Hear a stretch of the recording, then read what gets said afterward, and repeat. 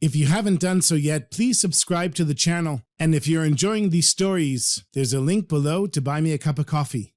This is the Chassidic Story Project with Barak Hullman, podcasting from Jerusalem, Israel. This podcast is sponsored by listeners just like you. To become a supporter of this podcast, please go to HasidicStory.com, HASIDIC story.com. You'll never know, you'll never know, you'll never know, you'll never know. Shalom Aleichem, my sweetest friends. Baruch Hashem, by the time this podcast is up, either Mashiach will be here or Tisha B'Av will be over. And so in order to carry us until Mashiach comes, I have two stories for you this week. But before I begin, I want to dedicate this podcast episode to the continued success of our soldiers in battle wherever they are, the releasing of all the hostages, whole, healthy, and alive, V'ezrat Hashem, the refuah shlema, the full recovery of everybody who's been injured or is ill,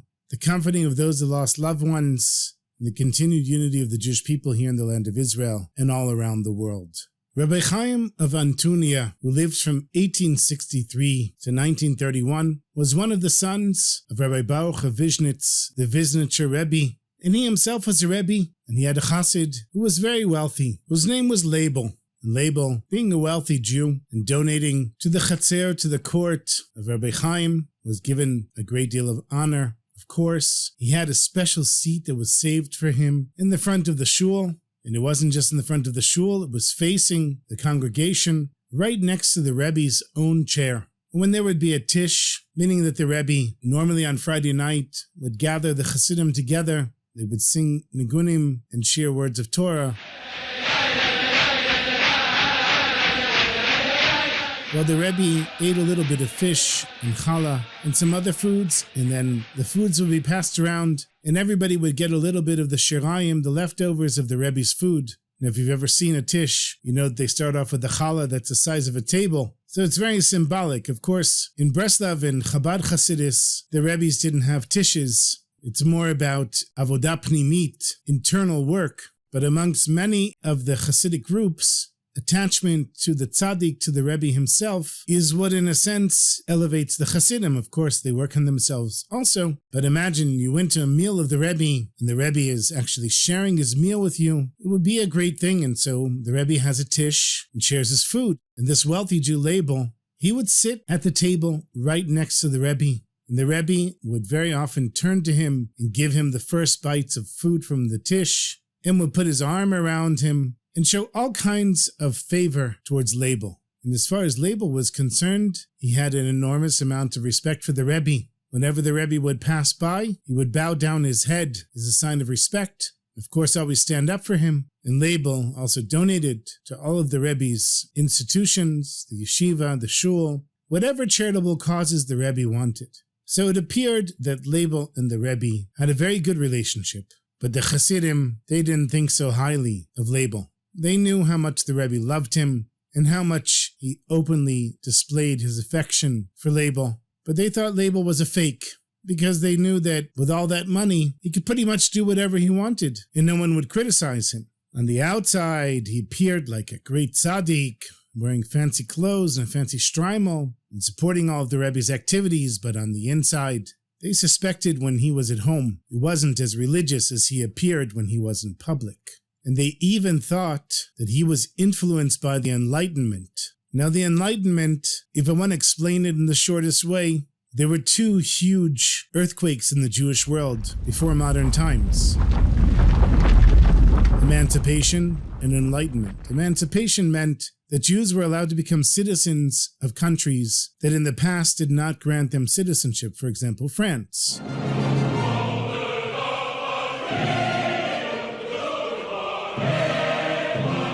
So all of a sudden, Jews were allowed to be French citizens. Before they were simply living in France. And the Enlightenment was the idea that God might not be running the world. And for Jews, these were earth-shattering. How do you split your identity between being a Frenchman and a Jew? Whereas before, it was clear you were just a Jew. And what do you do when you're confronted with an atheist? When people didn't talk about atheism before. And so this movement was called the Enlightenment, and a Jew that was involved in the Enlightenment was on his way out of the Jewish community, especially if you were a close chassid of Reb Chaim. Now every time Label seemed like he was crossing the line with one of his actions, the way he dressed, the way he spoke, or something he did, the Chassidim did their best to find something good, because they would say, look, Label, he gives a lot of money to the Jewish community. He could give it to the opera.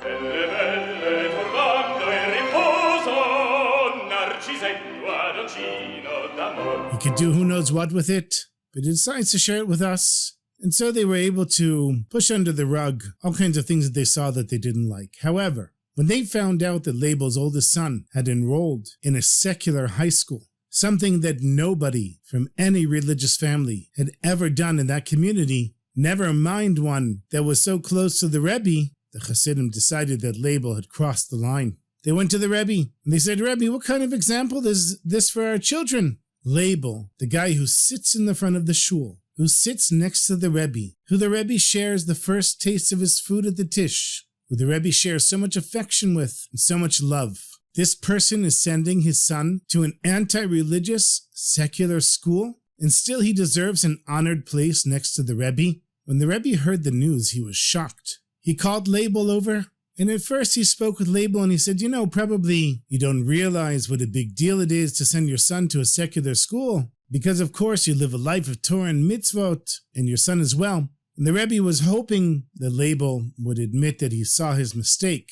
However, even though in the past, anything the Rebbe had told him he had agreed to, this time he was not agreeing to the Rebbe's suggestion that his son leave the school. He told the Rebbe, my son wants to be a businessman, and he can get a broad education that will enable him to make his way in the world at large. And I want my son to be successful. Of course, he would never give up a life of Torah and mitzvot, but he can't be an ignoramus. He has to get an education. And when the tzaddik, Reb Chaim, realized that he wasn't making any progress, trying to help Label understand his mistake, he got upset, and he said, a true education is learning to keep Torah and mitzvot with the fear of God and learning Chassidus as well. Until you take your son out of that school, you may not return to this shul, and I don't want you to be amongst my Chassidim. And with that, Label was kicked out of the shul and kicked out of the Rebbe's community until his son agreed to not be in the high school. But for Label, this wasn't a matter of his son's education anymore.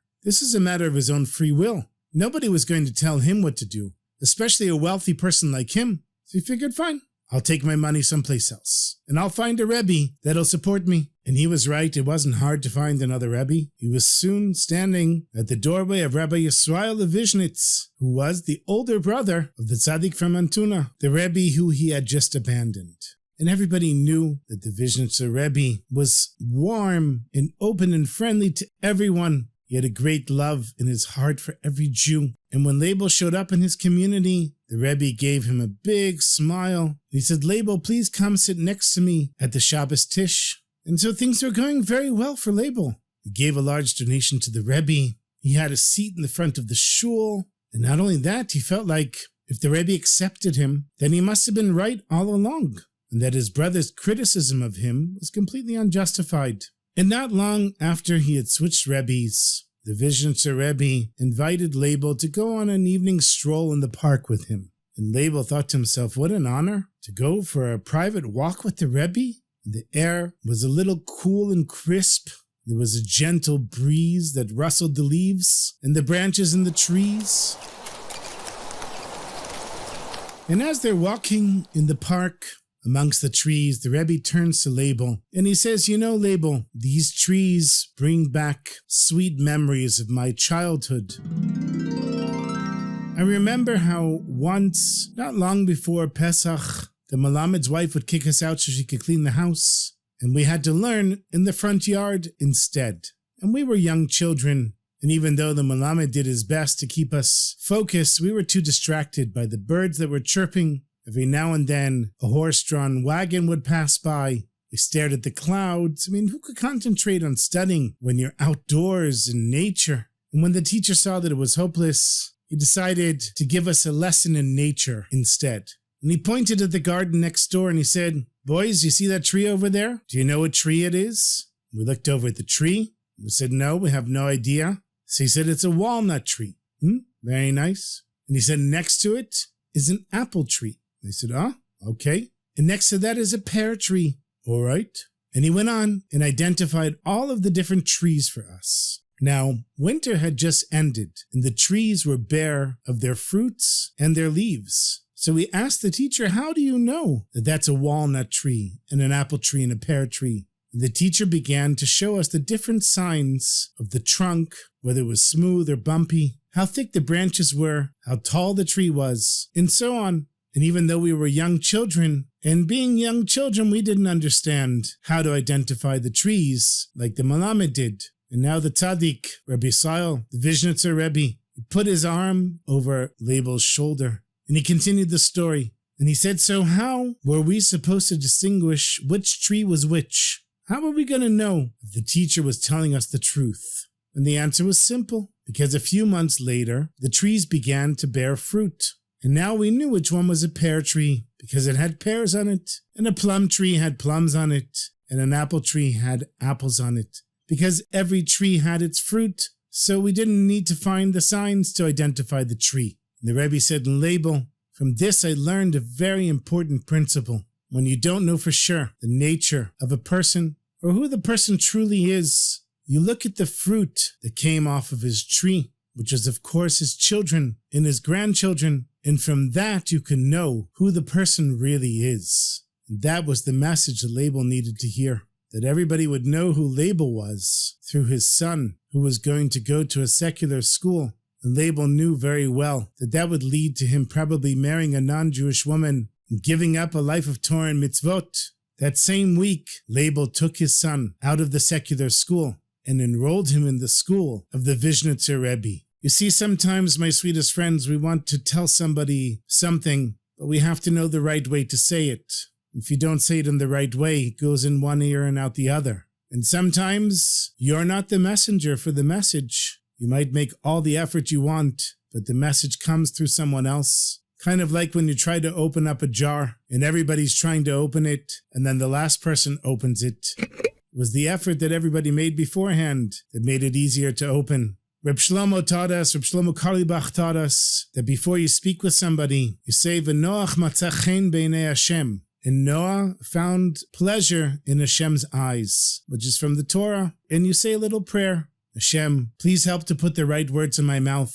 And let me say the words that this person needs to hear, and not the words that I need to hear. Be'ezat Hashem.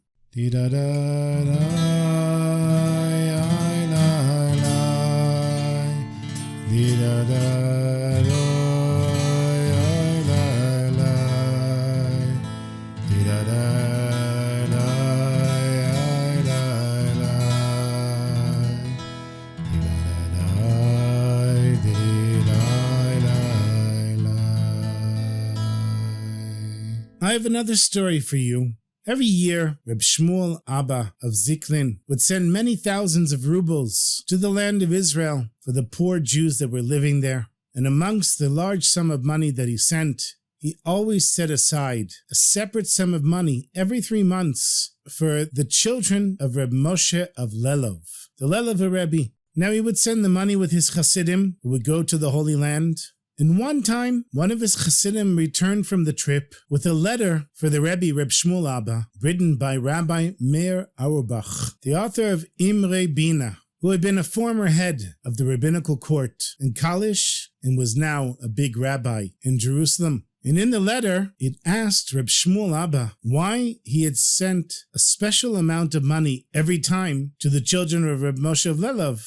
Well, the rabbi felt that this family was not so religious. If you're going to send money to support the Jews in Eretz Yisrael, at least send it to a family that's really Haredi, that's really serious. The children of Reb Moshe of Lelov, not so much. And so Reb Shmuel Abba, he wrote back to Rabbi Meir Auerbach, and he said, it will become clear to Rabbi Meir in due time. Okay. A little while later, there was a wealthy chassid whose name was Reb Elimelech, and he came to Eretz Yisrael and delivered the money from Reb Shmuel Abba, as he did every 3 months. And when he visited Rabbi Meir Auerbach, the rabbi asked Reb Elimelech to bring back a letter to the Rebbe when he gets back home. And this letter was different than the first one Rabbi Meir had sent. Rabbi Meir told Rabbi Elimelech that this letter was a letter of regret and an apology for what he had said in the previous letter. Now Rabbi Elimelech was curious and he said, Rabbi, why did you think before that the children of Reb Moshe of Lelev were not so holy, and now you think the opposite? And so Rabbi Meir said, a few weeks after I'd written the first letter, an old man appeared to me in a dream. And he said to me, How dare you say slanderous things about the children of Reb Moshe of Lelev? So in my dream I said, but I see them doing all kinds of things that they shouldn't be doing.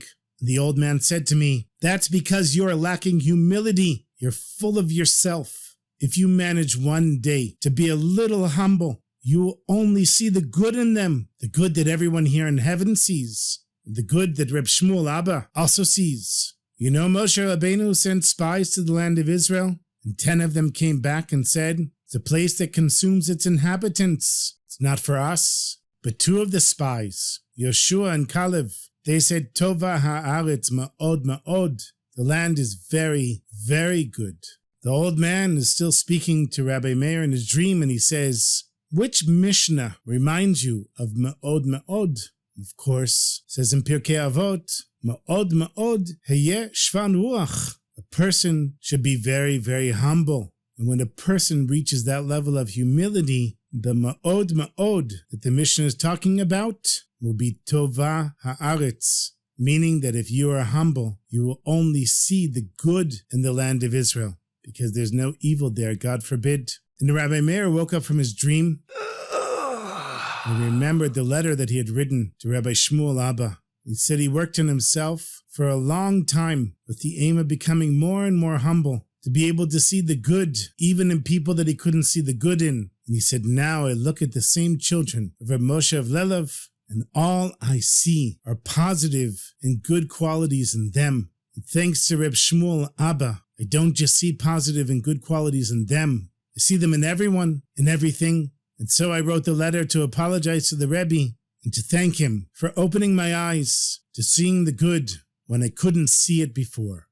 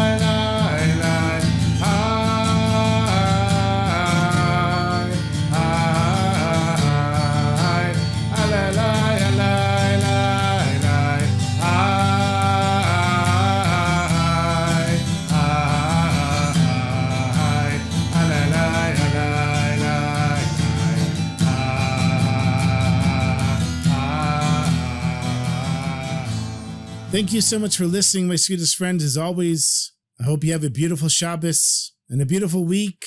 B'ezrat Hashem, we should hear good news. Thank you to all the listeners and all the subscribers and all the supporters. Thank you to each and every one of you. You should know when I record the stories, I have you all in mind. So thank you. Until next week, my sweetest friends, take care of yourselves and sei gesund.